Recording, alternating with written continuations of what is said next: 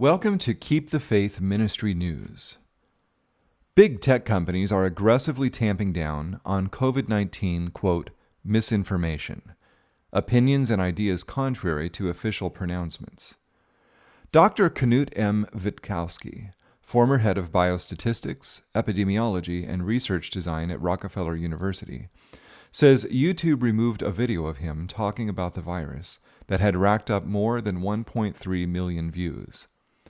Witkowski, 65, is a ferocious critic of the nation's current steps to fight the coronavirus.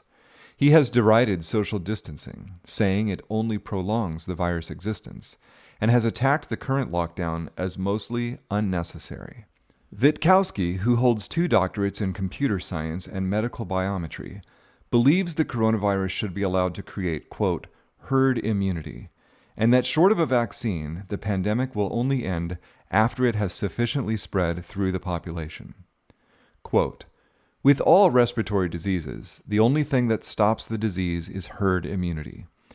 About 80% of the people need to have had contact with the virus, and the majority of them won't even have recognized that they were infected, he says in the now deleted video.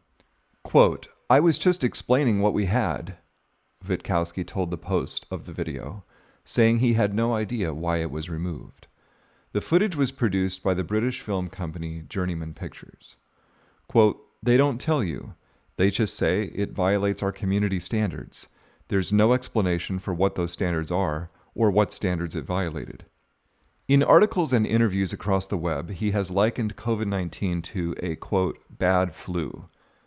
That likely made him a target for YouTube, which said in April it would be, quote, removing information that is problematic about the pandemic. Quote, anything that goes against World Health Organization recommendations would be a violation of our policy, and so removal is another really important part of our policy, CEO Susan Wojcicki told CNN. Witkowski's argument is a minority opinion among his colleagues, but still well within mainstream thought and currently is the basis for Sweden's non-lockdown approach to the pandemic. The embattled WHO, however, is not a fan, with the group's executive director of health emergencies, Mike Ryan, this week calling it, quote, a really dangerous calculation. Rockefeller University, Witkowski's employer for 20 years, also released a statement sharply distancing itself from him last month. While the doctor might have been too hot for YouTube, he has found a home at the American Institute for Economic Research, which is currently hosting the video online. Across social media, censors have been racing to limit the flow of verboten information.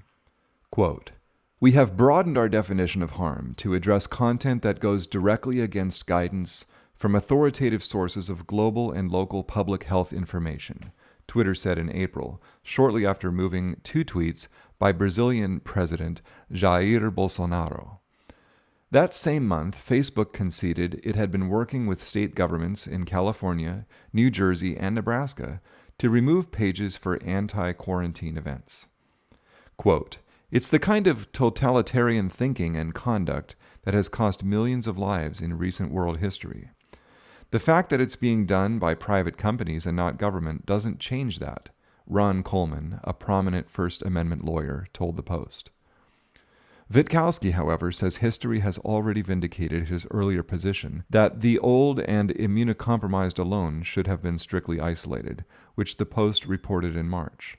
Roughly 1/3 of all U.S. COVID-19 deaths have been among nursing home patients and staff, a problem that Witkowski says was deeply exacerbated in New York by Governor Andrew Cuomo's March 25 executive order requiring nursing homes to accept individuals with the virus. He dismissed a new order from the governor this week requiring regular COVID testing for staff as a farce. Quote, Cuomo can't undo his mistake of forcing nursing homes to take in infected people when the horse is out of the barn, he said. If nothing else, Witkowski has made a point of practicing what he preaches. The German national flouts New York's coronavirus restrictions, walking around his Upper East Side neighborhood maskless and eating in underground restaurants. Quote, we don't have to fear anything but fear, he said. Wasn't that an American who said that? Ivy Choi, a YouTube spokesperson, told the Post in a statement, quote, "We quickly remove flagged content that violates our community guidelines, including content that explicitly disputes the efficacy of global or local healthy authority recommended guidance on social distancing that may lead others to act against that guidance. We are committed to continue providing timely and helpful information at this critical time." Internet censorship has increased dramatically in the past couple of years.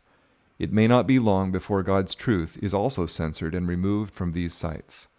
We must take advantage of these avenues for sharing truth while the opportunity is still available. As the controversy extends into new fields, and the minds of the people are called to God's downtrodden law, Satan is astir. The power attending the message will only madden those who oppose it.